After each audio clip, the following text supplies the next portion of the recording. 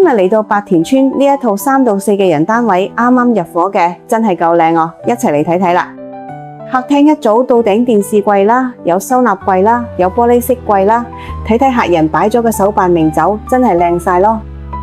好，去到廳房啦，我哋入邊就做咗地台床啦，側邊到頂衣櫃嚟間房嘅，又可以掛衫褲，慳翻好多錢啊！跟住去到主人房，靠牆定製4x6尺地台床啦，床頭中間都係挖空做一個床頭櫃嘅。呢邊到頂衣櫃仲延伸咗梳妝台，如果讓我嚟瞓低，真係唔想返屋企咯。好，去到入門處 L 型到頂 C 字櫃，哇，咁多儲物空間，收納一家大細嘅雜物，輕輕鬆鬆啦。咁就睇睇浴室啦，7字形地櫃加鏡櫃，仲有圓弧浴屏，乾濕分離。沖涼就唔會出邊濕濕地啦。廚房呢就做 L 型上下櫥櫃啦，高低級台面啦，石英石台面啦，煮飯就唔會擠迫咯。